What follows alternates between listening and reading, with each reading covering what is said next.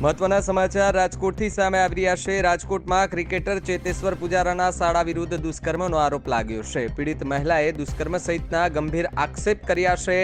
પીડિત સાથે અનેક વખત દુષ્કર્મ થયું હોવાનો આક્ષેપ લાગ્યો છે।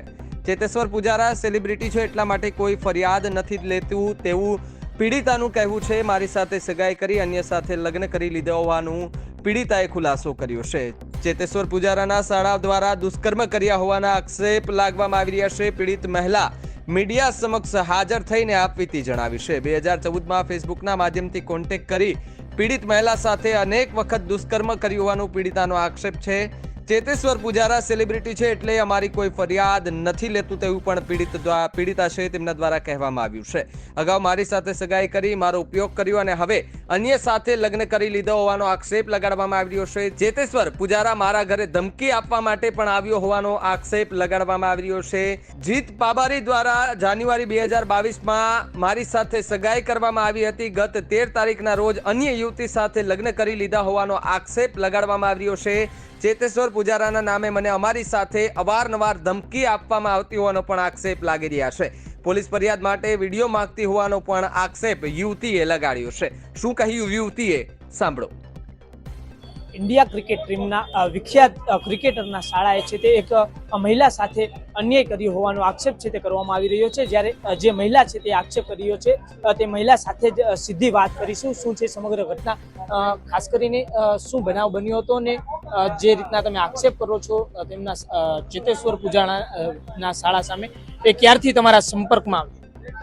2014 થી અમારા સંપર્કમાં આવેલો હતો ફેસબુક થ્રુ, અને પછી અમે લોકો વાતચીત કરવાનું ચાલુ કર્યું। 2021માં અમારા ગોળધાણા કર્યા, 22માં અમારા એંગેજમેન્ટ કર્યું, અને જેમ જેમ ટાઈમ જાતો ગયો એમને અમને કીધું કે ચેતેશ્વર જીજુનું શેડ્યુલ આવી જાય એની તમે વેઇટ કરો।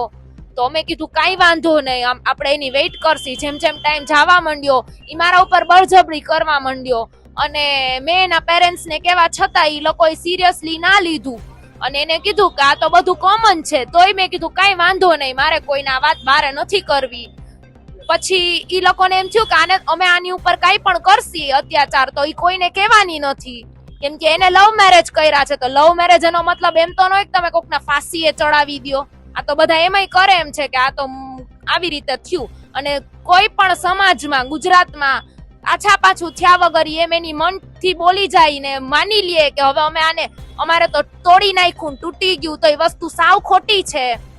શું નામ શું છે એમનું જેમણે તમારા સાથે આ પ્રકારનો અન્યાય કર્યો? જીત રસિકભાઈ પાબારી। કયા પ્રકારે છે તે તમને ધમકીઓ આપવામાં આવતી હતી?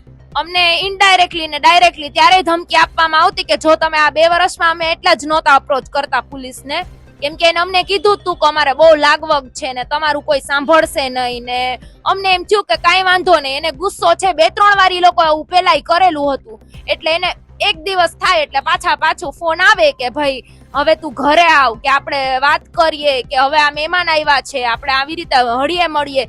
એ બધું નોર્મલ થઈ જતું, એટલે અમે ઈ લોકોને કાંઈ બીજું કાંઈ કહેતા નહીં। અમે ઈ જેમ કહેતા અમે કરવાની ટ્રાય કરતા। હવે માણસ છે પરફેક્ટ ના હોય પણ અમે બધી કોશિશ કરતા એની બધી જે પણ નાની મોટી વસ્તુમાં। તો હવે ઈ પછી મોટું કરવા માંડ્યા, ને કોઈ પણ સમાજમાં આછા પાછું થયા વગર કાંઈ આ વસ્તુ તૂટે ને એના માની લેવાથી કે કહી દેવાથી, અને એમ કે અમે છોકરાવાળા છીએ એટલે બધું અમારું જ ચાલે, એવું ક્યાંય ના હોય। તમે પોલીસમાં ફરિયાદ કરવા માટે ગયા, ત્યાંથી તમને કેવો રિસ્પોન્સ મળ્યો? ત્યાંથી મને કઈ રિસ્પોન્સ સરખો મળતો નથી। ઈ લોકો બોલાવે તો ત્યાં અમે પહોંચી તો ત્યાં કોઈ હોય ને પોલીસ સ્ટેશને, કાં પછી જ્યારે અમે અરજી લખાવેલી હતી ત્યારે લગ્ન નહોતા થયા, એમને અમને કીધેલું હતું કે અમે લગ્ન રોકાવી દેસી, તમે કમ્પ્લેન કરી નાખો। અમે કમ્પ્લેન કરી તો કાંઈ કોઈ રિસ્પોન્ડ ના આપ્યો। હવે FRI નથી લખતા, 15 દિવસથી અમે એને કહી છી, કોઈ નથી કરતા કાંઈ। અત્યારે છોકરાના લગ્ન બીજી કોઈ છોકરી સાથે થઈ ગયા છે? ઈ છોકરી ડેન્ટિસ્ટ છે, એટલે મને એમ કે એને મને નીચી દેખાડવા માટે ને એક નાના ઘરની છોકરી લઈ આવ્યા છે સુરેન્દ્રનગરની, અને ઈ ડેન્ટિસ્ટ છે એટલે એમ કરાવવા માટે કે ભાઈ જો તારા કરતા અમે અવી લઈ આવ્યા। પણ હું એમ કહું છું કે ડોક્ટર તો હોય ને એ તો ભક્તિમાં કાંઈ ના કરે। મને ભક્તિ માટે એ લોકો ખીજાતા હતા કે તું ભક્તિ નથી કરતી, તું 6 કલાકની સેવા નથી કરતી, તો હવે ઈ ડોક્ટર કઈ 6 કલાકની કઈ સેવા કરવાના નથી।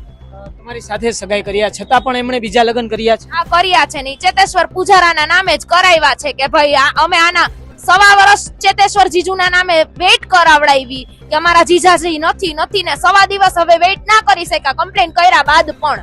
આખી ઘટનામાં ચેતેશ્વર પુજારા છે તે ઇન્વોલ્વ છે આ ઘટનામાં? ઈ લોકોએ એના ઘરના જમાઈ થાય એટલે એને કીધેલું હશે જે પણ કાંઈ કે આ છોકરી આવું કર્યું તેવું કર્યું, પણ આજે હું એમને નિવેદન કરું કે આ રેપ કેસ છે એટલે તમે પ્લીઝ આમાં એનું હેલ્પ ના કરતા. ચેતેશ્વર પુજારા દ્વારા તમને કોઈ ધમકીઓ આપવામાં આવી છે? હા, ઈ અમારા ઘરે આવ્યા હતા ને એને કીધું તું મને એક મિનિટની બધી ખબર છે એ છોકરી શું કરે છે ને ક્યાં જાય છે ને શું વાત કરે છે. આજે મારે કઈ છુપવું નથી. મેં એને જો ઈ લોકોએ કઈ ખોટું બોલ્યું હોય તો ઈ કઈ મારો પ્રોબ્લેમ નથી. હવે એને જે રજૂઆત કરી હોય એનો પ્રશ્ન છે. હું ખોટી નથી એટલે હું આજે અને મેં પોલીસ સ્ટેશનમાં આ વાત કરેલી હતી કે એ લોકો આની લાગવગ પાવર કોન્ટેક્ટ ના લીધે ફેમ ના લીધે આ લોકો આવી રીતે પાવર કરે છે તો પ્લીઝ તમે એનો સપોર્ટ ના કરો કેમ કે આ વસ્તુ ખોટી થઈ રહી છે. પોલીસ સ્ટેશને આજે તમે ગયા હતા ત્યારે તમને કયા પ્રકારના જવાબ મળ્યા હતા અને પોલીસે શું કીધું તમને ફરિયાદ દાખલ કરવા માટે? પોલીસે પેલા તો અમને ફ્રાઈડે ના ખાલી એફઆઈઆર ની અમે જે કાચી કોપી અમને હતી ને એ અમને માંડ અમારી રિસીવ કર્યા પછી અમને 3 દિવસ પછી આજે એમ કે છે કે આ બધું સાચું નથી ને અમને તમે લાઈવ વિડીયોઝ આપો. એવા વિડીયોઝ કોઈ પાસે લાઈવ ના હોય, અમારા પાસે જે પણ હોય ને એ અમે અમારા લોયર ને દેવાનું હોય. કયા પ્રકારના વિડીયો પોલીસે તમારી પાસે? એને કીધું લાઈવ હોવા જોઈએ. લાઈવ વિડીયોઝ કોણ બેડરૂમમાં હોય? કોના બેડરૂમમાં હોય? ટાટા અંબાણીના રૂમમાં એ લોકો બેડરૂમમાં ના લગાડતા હોય સીસીટીવી કેમેરાઝ કે એવા કોઈ પાસે પ્રૂફ હોય. હા, જે પણ આપણે પ્રૂફ કરી શકી, જે પણ નાનું મોટું હોય આપણે બતાવી શકી. પછી આ જીત બાબારીએ તમારી સાથે કહીએ કે બળજબરી પૂર્વક કોઈ વસ્તુ કરી હતી? હા, કર્યું તું. ખાસ કરીને પછી 3 વાર મારી હારે બળજબરી કરીને મારી ઉપર કરેલો છે. ખાસ કરીને હવે તમારી માંગ શું છે? કયા પ્રકારની કાર્યવાહી છે તે થવી?